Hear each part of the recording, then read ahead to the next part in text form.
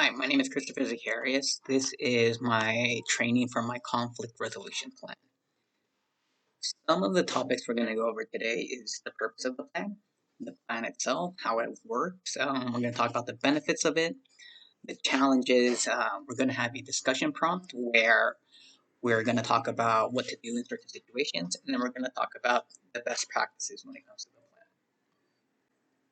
plan. So, the purpose of the conflict resolution plan is to provide trainees with a structured approach to address conflicts between team members, stakeholders, or any relevant party, and de-escalates disputes before relationships are damaged. Using a conflict resolution plan has many benefits.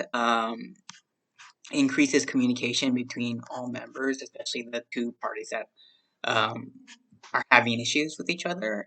It promotes collaboration. It holds people accountable for their actions. It sets expectations, and then there's always constant feedback. So if any changes are implemented, we can monitor if there's any progress being made. So the plan itself, it starts off at the top left of my flowchart. It says conflict arises. After that, we have to identify the conflict or define it.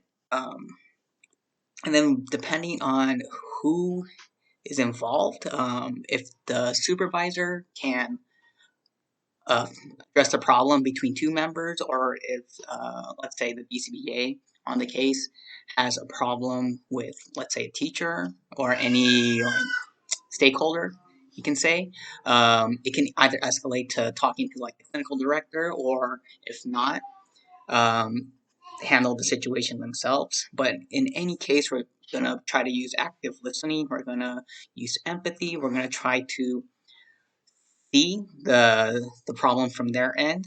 Not gonna hold any judgment, and then from there, try to gather as much information from both parties, so we're not being one-sided in any of the situations. After that, we're gonna set clear expectations on like what each party is responsible for. That could have arisen from like miscommunication before the conflict happened. Um, Talking to both parties. Next, you're gonna collaborate and try to compromise between possible solutions that makes both parties happy. When both parties can agree on one resolution or one solution, we're gonna implement it. Um, and throughout this whole process, we're gonna try to document every step along the way.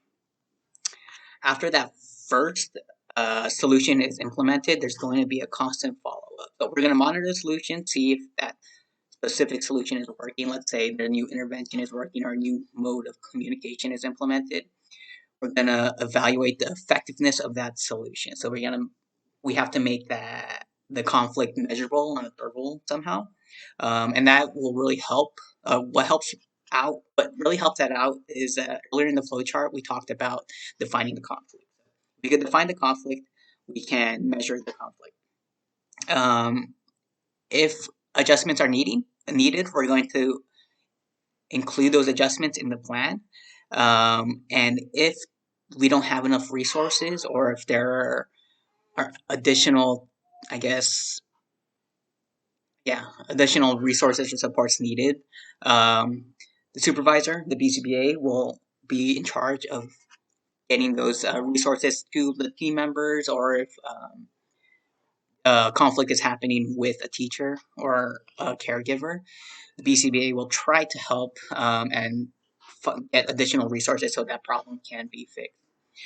Again, we're going to document all steps taken, and then in that flowchart is going to go all the way back to monitor the solution. So we're going to check again whether the adjustments that were needed are making progress, and it's going to be a constant feedback loop.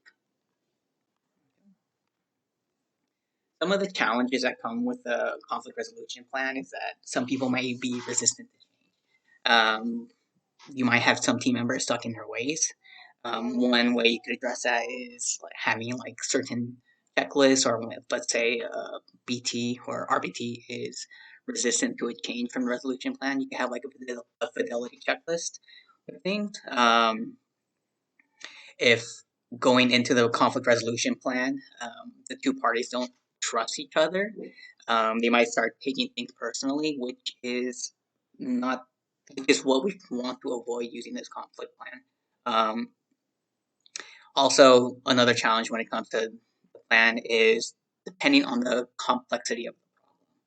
If it's just two team members disagreeing with one simple action, it may be easier to implement the conflict resolution plan. But if it's a conflict involving like four different parties, then the supervisor might need additional support from their supervisor, from the clinical director, or someone higher within the organization to resolve the plan. So we have our discussion problem. So let's say our example is Sarah and John are RBTs assigned to the same case. Sarah typically conducts her session in the morning and John's session is in the afternoon. John has been noticing DTT stimuli has been missing over the last few sessions. John has mentioned it to Sarah and says she is not sure where it has gone. Looking at previous session notes, John sees that DTT targets were completed during Sarah's session. John has been increasingly annoyed and frustrated since stimuli continues to be missing after talking to Sarah about it. He begins to build resentment towards Sarah because he believes she's purposely hiding the stimuli. Using the conflict resolution plan, what can John do to appropriately address this problem? Well, some of the things that John can do is talk to the supervisor first, and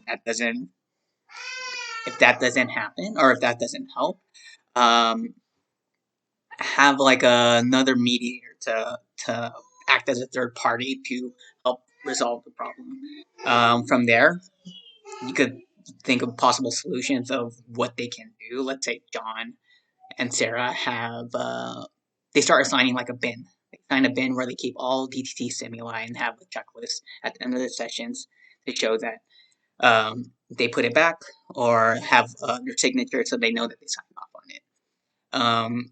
If you miss, if you, it could have been a example of miscommunication that maybe BCBA was using the stimuli and just talking to the BCBA, the problem could be fixed. But there's just many different ways, but a lot of it is there's a lot of different ways to resolve this certain conflict. But again, if we go back to the conflict resolution plan, gather all the information from both parties, set clear expectations, and then we have trying to come to a solution through collaboration, and then have that constant feedback loop. Some of the best practices for this plan is to always refer to the plan. It's meant to be a structured approach. It's supposed to be unbiased, supposed to be objective. If the person using the plan is unsure of anything, you could talk to your immediate supervisor, and then that supervisor will provide more support. They may even be that mediator in case of a resolution or in case of a conflict. And then try to use those interpersonal skills where we're practicing empathy, active listening, um, trying to be open-minded with things. And yeah, conclusion. Well, the conclusion: this conflict resolution plan is supposed to be structured and helps with dealing conflict in the workplace. We want to open communication with all stakeholders, all party members, because with open communication, we can increase desired client outcomes. We can we could prevent issues in the future. And as overall, it'll just reduce stress within the workplace and prevent any like additional problems that may arise. Thank you.